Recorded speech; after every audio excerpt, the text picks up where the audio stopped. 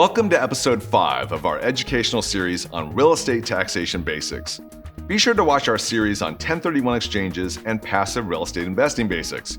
We also encourage you to read our book, How to Retire from Being a Landlord, which you can order for free on our website or on Amazon.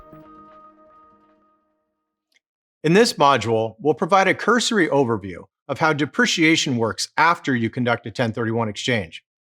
As you may recall from episode 2, depreciation refers to the practice of accounting for the theoretical annual decline of an asset's value over the course of its useful life, and claiming that depreciation as an expense deduction against your current income. While claiming depreciation reduces your taxable income today, it also reduces the cost basis of your property. When you eventually sell the asset, the reduced cost basis creates additional taxable gain. The tax you pay on capital gains attributable to depreciation is known as depreciation recapture.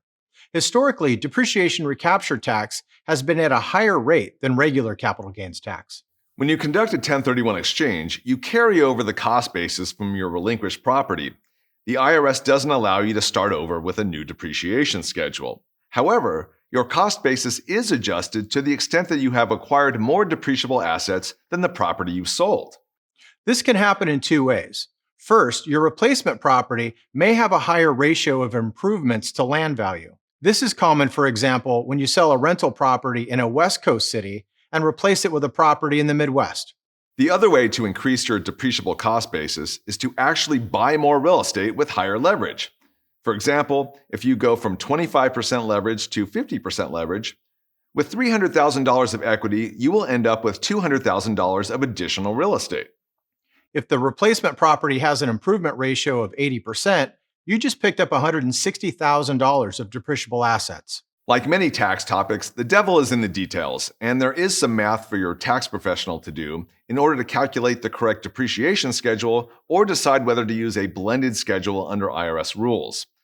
Bottom line, if you reinvest where land is cheaper, or you increase your leverage, or both, you're likely able to increase your annual depreciation deduction after your 1031 exchange. Thanks for watching. Please be sure to watch our other education modules and visit our website at 1031capitalsolutions.com.